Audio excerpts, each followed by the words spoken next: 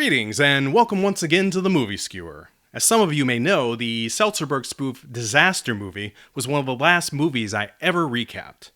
The truth is, I was so traumatized by the experience that I was unable to watch another movie for 3.5 years.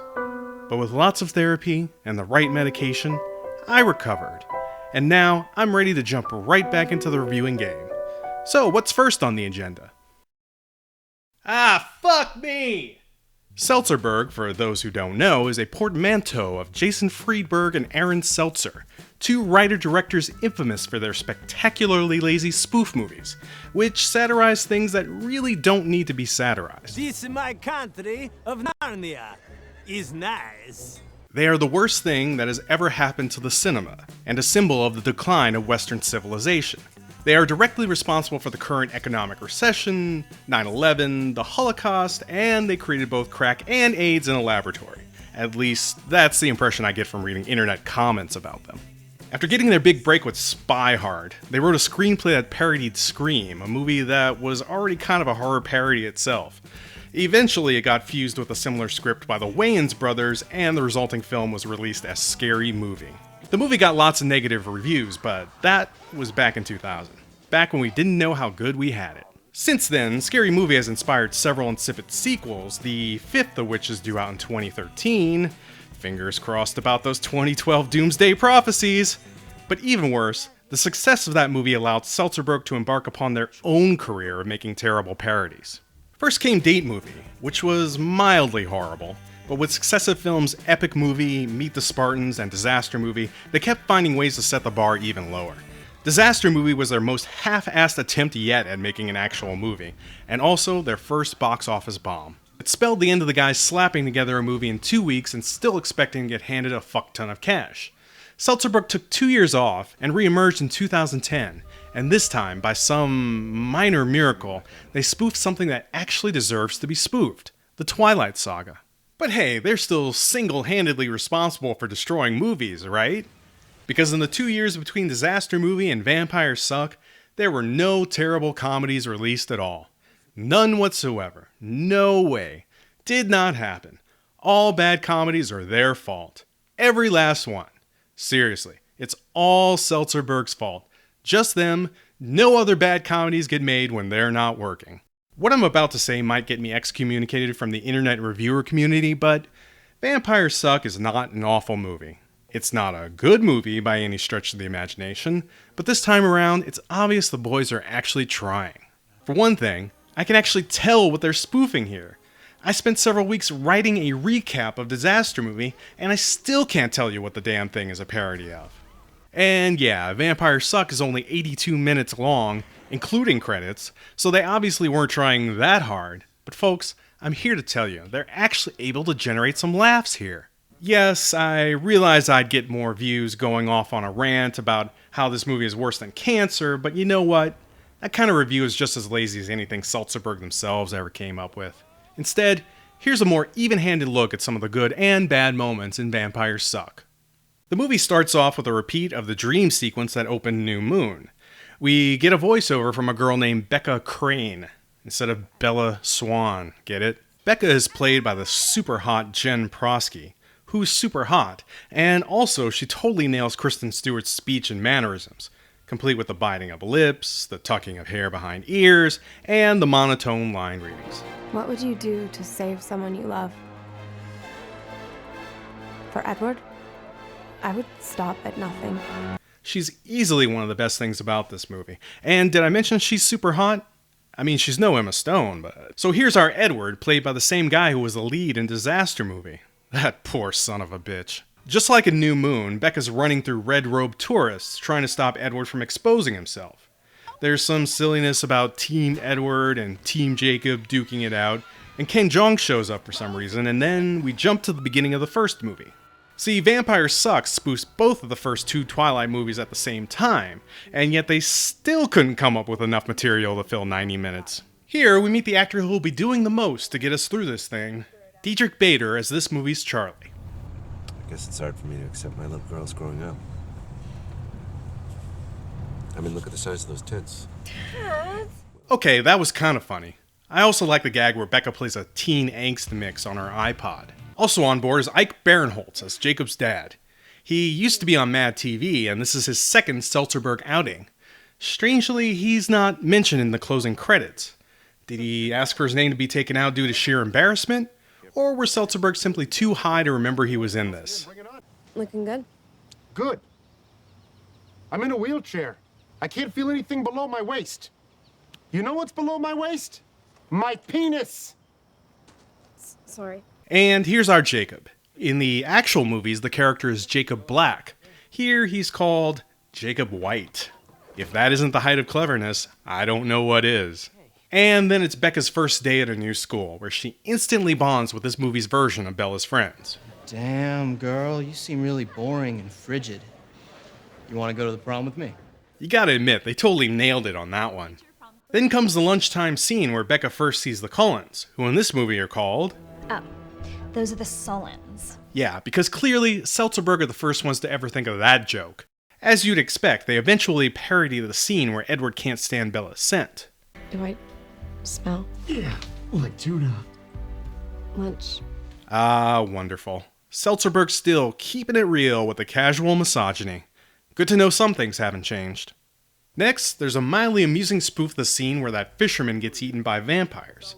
Here, the fisherman is played by David DeLuise, son of Dom, though you kids today probably know him as the dad on Wizards of Waverly Place. He gets a line that's sorta funny. You know who we are, don't you? Yes. You're the Black Eyed Peas! But then, Why does everyone always think we're the Black-Eyed Peas? I mean, I get it. She looks just like Fergie. And he looks like Will.I.Am. But Jesus Christ, they don't even have a white guy in their band. yeah, they kill the joke by over-explaining it, just like in all their other movies. I used to think they did this because their target audience is feeble-minded preteens, but now, I'm pretty sure they do this just to pad things out. Did I mention this movie is only 82 minutes long? And then comes a spoof of that scene where Edward saves Bella from an out-of-control van, but with one added element.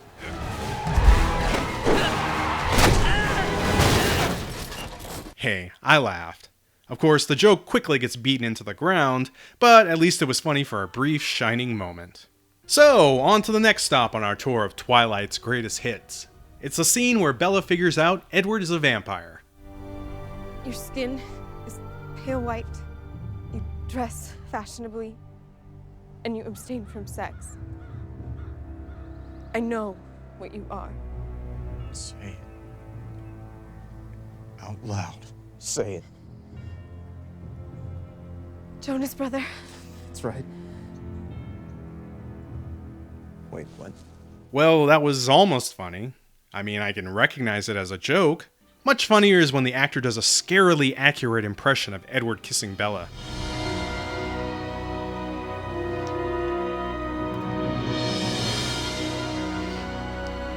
This leads to Becca revealing her kinky side, and wow. Jen Prosky, wow. This scene is almost enough to make me completely forgive Seltzerberg for everything they've ever done, including completely ripping off Naked Gun 33 1/3. Then it's right over to the new Moon Parody, with the scene where the Cullens throw Bella a birthday party, and she gets a paper cut, and chaos ensues. Actually, it'd be pretty tough to come up with a spoof of that scene that's any funnier than the actual scene. Naturally, Seltzerberg don't even try. They give us an exact recreation with a few half-hearted gags thrown in, including a bit where Edward throws his family into tanning beds. What? Why would vampires own tanning beds? Eventually, Edward and Becca figure out a way to escape. Someone here order Chinese food? Quick, they'll be hungry again in half an hour. Yeah, a joke about eating Chinese food and being hungry again in half an hour. In 2010. The last time that joke was funny, Shecky Green was telling it. There's a reenactment of Edward's big goodbye and Bella collapsing in the woods. This happened in the second movie, but somehow it gets intertwined with the ending of the first movie, where James bites Bella and Edward has to get the poison out with a bendy straw. Of course, we get a spoof of the montage where the months pass while Bella sits in a chair. The joke here is that everything reminds her of Edward, and everyone who passes her window has Edward's hair. Yeah, I think we were all hoping for something funnier. Thankfully, Diedrich Bader is back to provide some actual laughs. Breakups are hard. Especially when you're dumped by someone as handsome and hunky as Edward. That boy can really fill out a pair of pants. I'm like, look at that! Look at that! Just like in the actual movie, Becca and Jacob fix up an old motorcycle. Jacob, there's something different about you. I don't know what it is. Yeah. Moving on. She cuts the brake line and goes speeding off, while Phantom Edward tries to talk sense into her. It's pretty much identical to the scene from New Moon, only with this bit. Hey Eddie, well I know it might seem petty, but I can't stop obsessing over you. Put down that guitar and stop singing like Taylor Swift. Yeah, I know they usually over-explain the jokes, but in this case, I think I needed that explanation. It looks like they were trying to parody this, but obviously they couldn't afford the rights to use an actual Taylor Swift song. And yet they kept the stupid joke anyway because they were just that desperate to pad things out. The big Jacob gets shirtless scene gets spoofed in a way that's totally predictable, but at least it makes more sense than the Taylor Swift joke. Your body is so furry. Are those teats? Yeah, 10 of them, actually. Later, the Jamaican vampire attacks, but this time all of Jacob's werewolf buddies show up to break into a dance routine set to It's Raining Men, because they're all gay, I guess? One thing I do know is that the Weather Girls music is much more affordable than Taylor Swift's.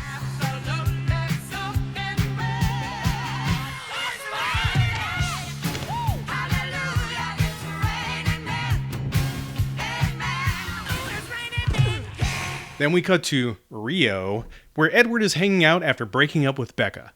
Wait a minute. He's eating Ben & Jerry's to get over the pain of breaking up with her? How did Seltzerberg know? Meanwhile, Jacob is at Becca's house, engaging in more humor relating to him being shirtless. Why did you just take off your shirt? My contract says I have to every 10 minutes of screen time. Unfortunately, the actual Twilight movies already made this joke. Only there, it was funny. Doesn't he own a shirt? Yada yada, Edward thinks Becca is dead, so he attempts to kill himself by exposing himself at the prom. You see, the theme of the prom is that vampire hunting festival in Italy. So the part where Becca runs through the guys in red robes is actually her prom. But you know what? This actually makes a lot more sense than Bella just flying off to Italy at a moment's notice.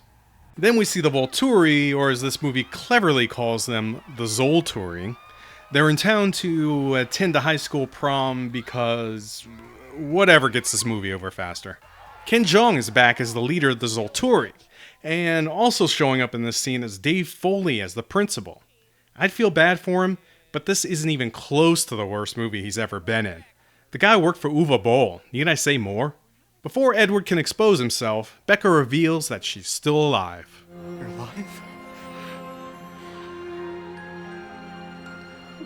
This leads into a long fight scene between Edward and Ken Jeong.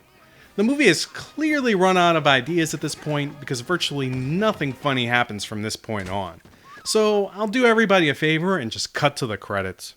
Team Jacob, bitch! These credits, by the way, start at the 76-minute mark. That's right, this movie is basically an hour and 15 minutes long. And you could tell it was an epic struggle for them to come up with enough material to fill even that short span of time. But let's not forget, Meet the Spartans and Disaster Movie were unwatchable. Vampires Suck is merely mediocre. It made me laugh maybe 6 or 7 times, but that's still 6 or 7 times more than their other movies, combined. The long wait between movies paid off. Vampires Suck made $80 million, just shy of their epic movie haul. The cynical explanation for this is probably that they were able to sell this movie to a whole new crop of 8th graders, who are too young to have seen Meet the Spartans. That's probably partly true, but I do think they put in some actual effort this time. And seeing as how we're going to be stuck with Seltzerberg for the foreseeable future, we should commend them for it. Maybe they'll keep doing it. I honestly think Vampires Suck is worth seeing, and I freely admit my recommendation basically boils down to, It could have been a lot worse, and also, the lead is super hot. Though, come on, don't you think a lot of people went to see Twilight for the same damn reason?